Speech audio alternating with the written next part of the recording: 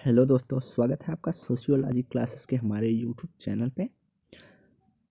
तो आपने टेलीग्राम नहीं ज्वाइन किया है तो टेलीग्राम ज्वाइन कर लीजिए, जिसका लिंक इस वीडियो के डिस्क्रिप्शन में आपको मिल जाएगा। वहाँ पे 10 AM और 9 PM पर क्विज होता है। तो आइए देखते हैं आज का पहला प्रश्न।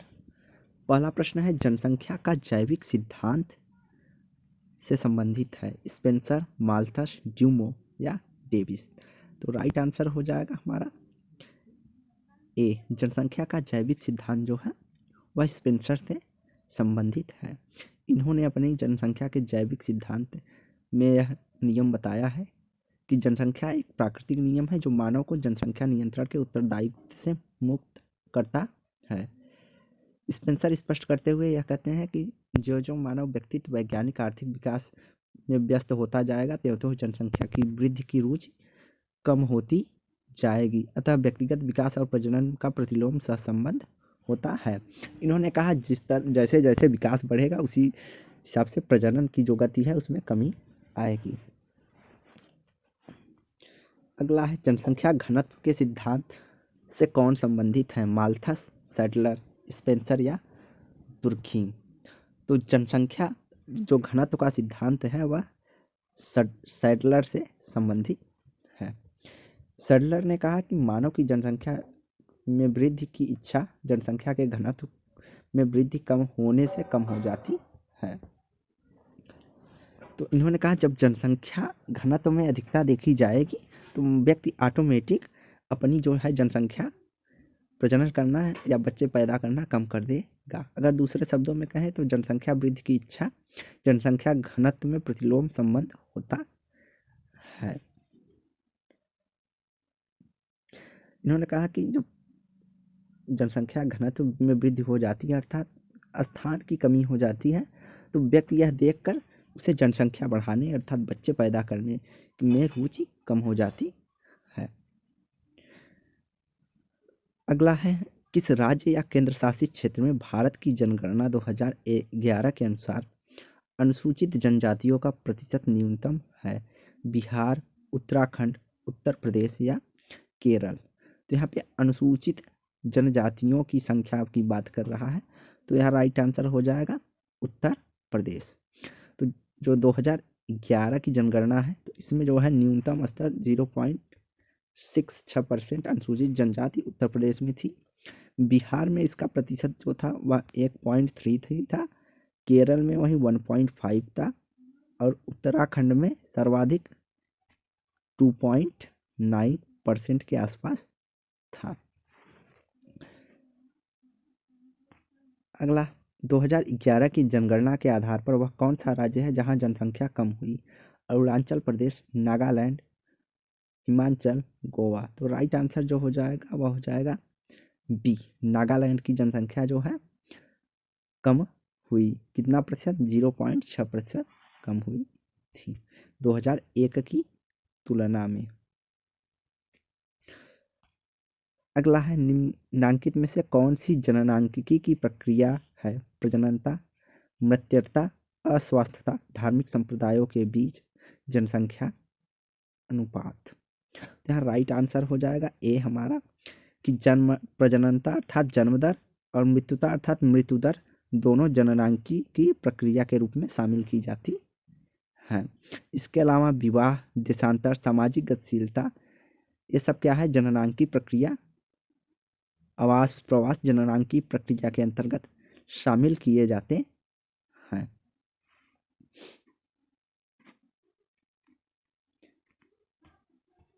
अगला है, निम्नांकित में से कौन सी जननांकी प्रक्रिया से संबंधित नहीं है? जन्म दर, मृत्यु दर, प्रवास या रोगग्रस्तता। तो राइट आंसर डी हो जाएगा रोगग्रस्तता जो है जननांकी प्रक्रिया से सम्मिलित नहीं की जाती है। निम्नलिखित में से कौन सी जनसंख्या की रचना करता है? जन्म और मृत्यु दर, देशांतर की दिशा, लिंग अनुपात या सभी। तो राइट आंसर जो हो जाएगा डी। जन्म और मृत्यु दर, देशांतर की दिशा, लिंग अनुपात तीनों जनसंख्या की रचना में शामिल होते हैं। अगला है, पुनर्जनन की जैविक क्षमता को कहते हैं? उर्वरता, ब्रह्मचर्य, बाझपन या जनन शक्ति। तो राइट आंसर हो जाएगा डी, जनन शक्ति कहते हैं। अगला है 2011 की जनगणना के अनुसार सबसे अधिक असंतुलित शिशुलिंग अनुपात किस राज्य में था, अर्थात सबसे कम जो है शिशु अनुपात किस राज्य में था, हरियाणा, पंजाब, बिहार या उत्तर प्रदेश। तो सर्वाधिक जो कम था वह हरियाणा में था। हरियाणा में 1000 लड़कों पर लड़कियों का अनुपात जो था वह था 834। इसके अलावा बिहार में जो अनुपात था, पंजाब, इसके बाद पंजाब का अनुपात इससे थोड़ा सा ज़्यादा था 846। जम्मू कश्मीर में 862 और राजस्थान में 888 और गुजरात में 890 था, जबकि जो बिहार में है वह लगभग 970 के आसपास था।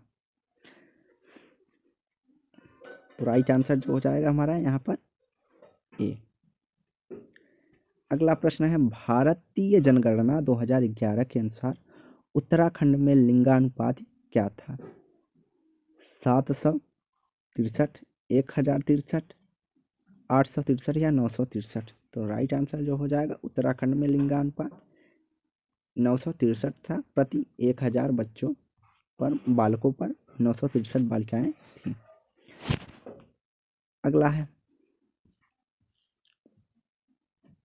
भारत में जनगणना 2011 के अनुसार किस राज्य या केंद्र शासित क्षेत्र में अनुसूचित जनजाति का प्रतिशत सर्वोत्तम है, मेघालय, नागालैंड, मिजोरम या लक्षद्वीप। तो कहाँ पर सर्वोत्तम जो है जनजातियों का प्रतिशत है, तो वह हमारा है लक्षद्वीप में। कहाँ पे, लक्षद्वीप में। तो लक्षद्वीप में जो जनसंख्या है, वहाँ की जो जनसंख्या है उसका 94.8% जो है जनजातीय हैं। इसके अलावा उसके बाद मिजोरम में 94.4% मिजोरम में देखने को मिलते हैं। वहीं नागालैंड में 86.5% के आसपास है। और वहीं मेघालय में 86.18 के आसपास जनजातीय पाए जाते हैं। तो राइट आंसर यहाँ हमारा हो जाएगा डी, लक्षद्वीप जो है पहले स्थान पे।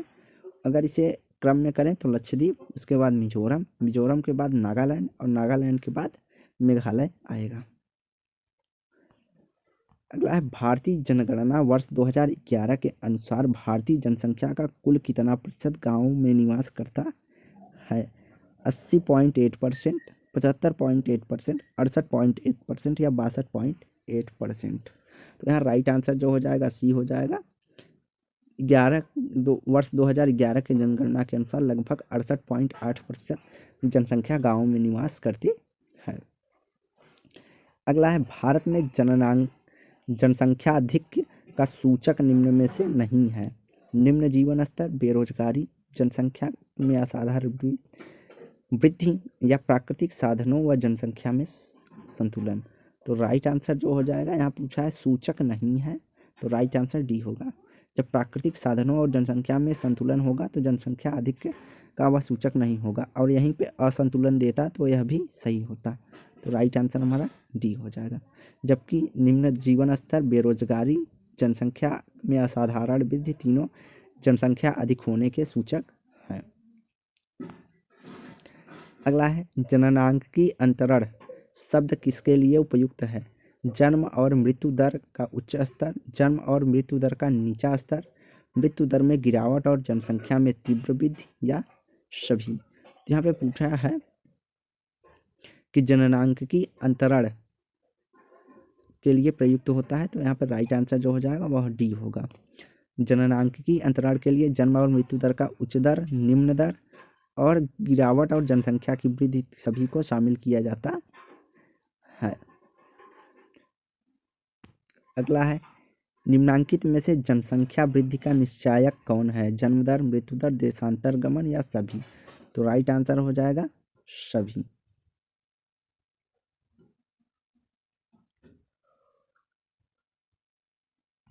अगला है निम्नांकित आयु श्रेणियों में से कौन सी महिलाओं की प्रजनन आयु वर्ग के रूप में मान्य है?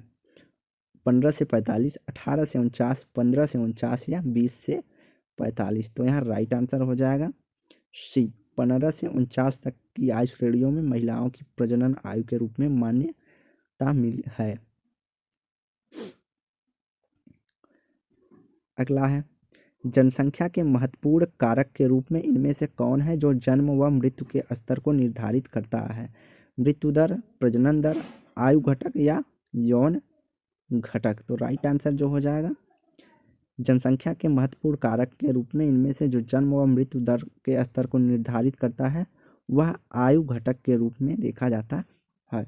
आयु घटक महत्वपूर्ण कारक के रूप में होता है यदि बच्चों की संख्या अधिक होगी तो मृत्यु दर अधिक होगी और श्रमशक्ति कम होगी, फलतः राष्ट्रीय विकास, उत्पादन, योगदान आदि में कमी आएगी।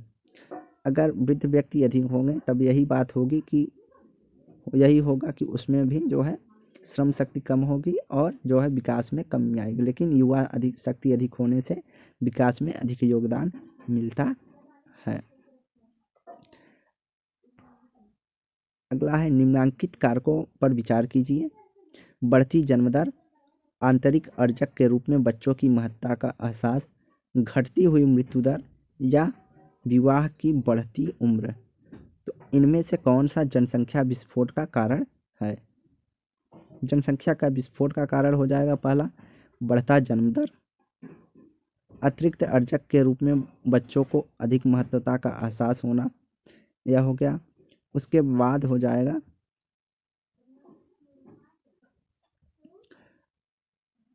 घटती मृत्यु दर। यह तीनों जो है जनसंख्या वृद्धि के कारण के रूप में सम्मिलित किए जा सकते हैं, लेकिन विवाह का जो है अगर विवाह की उम्र बढ़ेगी तो जनसंख्या वृद्धि में कमी होगी, न कि विस्फोट। तो राइट आंसर जो हो जाएगा हमारा ए हो जाएगा, ए बी सी जो है जनसंख्या वृद्धि के प्रमुख कारण को दर्शाती है या विस्फोट को दर्शाती है। अगला है जनसंख्या वृद्धि के कौन सा कारण नहीं है? विवाह की निम्न आयु, उच्च अशिक्षितता, परिवार नियोजन के प्रति धार्मिक मनोवृत्ति या व्यावसायिक शिक्षा। तो जनसंख्या वृद्धि का कौन सा कारण नहीं है? तो राइट आंसर डी हो जाएगा, व्यावसायिक शिक्षा का जनसंख्या वृद्धि से कोई लेना देना नहीं है। अगला प्रश्न है सामान्यतः जटिल समाजों में अवैयक्तिक संबंध प्रबल होते हैं। कारण दिया है कि जटिल समाजों में जनसंख्या घनत्व अधिक होता है। तो यहाँ पे राइट आंसर जो हो जाएगा कि जनसंख्या जटिल समाजों में अवैयक्तिक संबंध प्रबल होते हैं, यह कथन सही है। और कारण भी दिया है क्योंकि यहाँ जनसंख्या घनत्व अधिक होता है। तो राइट आंसर हमारा ए हो जाएगा। जो शहरों में हमें देखने को मिलता है कि वहाँ की जो जनसंख्या है वहाँ वैयक्तिक संबंध न होकर अवैयक्तिक संबंध होते हैं। अगर आपसे काम है तभी आपसे जान पहचान होगी, अन्यथा नहीं होगी। जिस तरह की गाँवों में वैयक्तिक संबंध पाया जाता है उसी तरह नगरों में अवैयक्तिक संबंध पाया जाता है, जबकि यहाँ की जनसंख्या जो है अधिक होती है। अगला है एक औसत व्यक्ति जितने साल जीवित रहने की प्रत्याशा करता है उसे क्या कहते हैं? जीवन आशा, जीवन समय अवधि, जनशक्ति या उपयुक्त में से कोई नहीं। तो राइट आंसर हमारा हो जाएगा जीवन आशा या जीवन प्रत्याशा के रूप में कहा जाता है किसी व्यक्ति के औसत जीने की इच्छा को। तो आज की वीडियो यहीं समाप्त करते हैं। वीडियो को लाइक एंड शेयर करें, चैनल को सब्सक्राइब करें। धन्यवाद।